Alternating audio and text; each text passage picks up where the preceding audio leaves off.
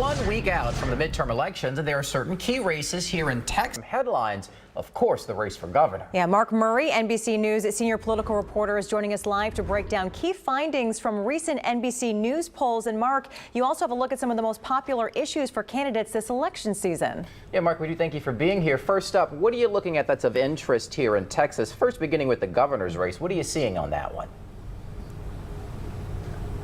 Yeah, the governor's race does have national implications. Just whoever ends up being Texas governor always gets our attention. And going into next week, it certainly seems that incumbent Governor Greg Abbott has the advantage over Democratic challenger Beto O'Rourke. One of the big reasons why just the overall national environment is in a tougher place for Democrats than we saw in 2018 and 2020. And remember, 2018 was the year in which Beto O'Rourke came very close to defeating incumbent Senator Ted Cruz in that midterm season. But this is a much different environment than in 2018, with the headwinds really right now facing Democrats across the country.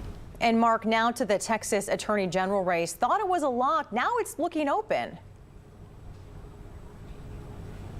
Yeah, and this has to do with the fact of all the scandals that have weighed down upon Attorney General Ken Paxton. Rochelle Garza, the Democratic nominee, is running against him. And some polls have actually shown her to actually be the Democrat who's been the closest to Republicans on the top of the ticket. But I think the question still is whether there are enough of kind of Greg Abbott and Rochelle Garza voters in the state of Texas to propel her to victory. But again, this is a race I'm going to watch just mainly because to see if the scandal has really weighed down on Paxton in this particular race. Particular depends on who turns up at the polls on that one, Mark. I want to ask you before we let you go, though, about the race for the control of Congress.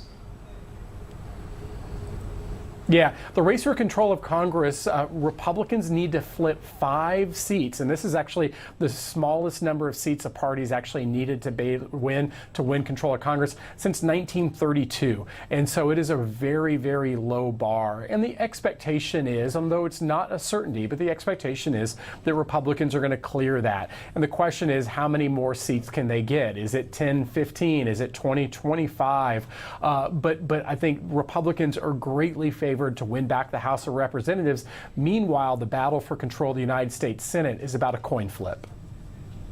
All right, that was NBC's Mark Murray, senior political reporter. We certainly appreciate your insight. Thank you so much for joining us today.